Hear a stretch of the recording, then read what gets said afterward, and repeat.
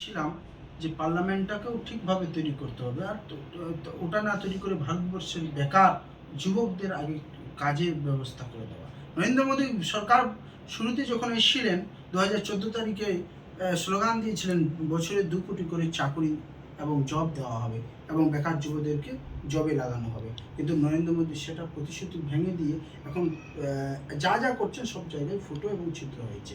এর মানে নরেন্দ্র মোদী অর্থাৎ বিজেপি সরকার এর বিচারধারার মধ্যে যেহেতু ফুটো রয়েছে, ছিদ্র রয়েছে, এর সমস্ত কাজকর্মে তা প্রতিফলিত হচ্ছে। ঈশ্বর বা আল্লাহ আমরা যারা মানি, যারা বিশ্বাসী, যারা বিশ্বাস করি ঈশ্বর ভগবানে, যারা একটা গডে বিশ্বাসী করি, আল্লাহ মুসলমানরা আল্লাহকে বিশ্বাস করে এবং হিন্দু ধর্মের বিভিন্ন বিশ্বাস আছে।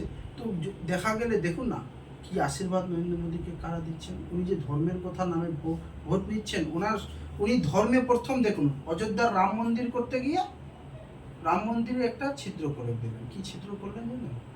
শঙ্কর আচার্য, যারা শঙ্কর আচার্যকে হিন্দু ধর্মের সনাতন ধর্মের মানুষরা মানে, ওনারা বলে দিলেন শাস্ত্রে বিধান নেই যতক্ষণ না উপরের যে পূর্ণ মন্দির হচ্ছে ততক্ষণ ওই মন্দিরে কিন্তু প্রাণ প্রতিষ্ঠা হবে না।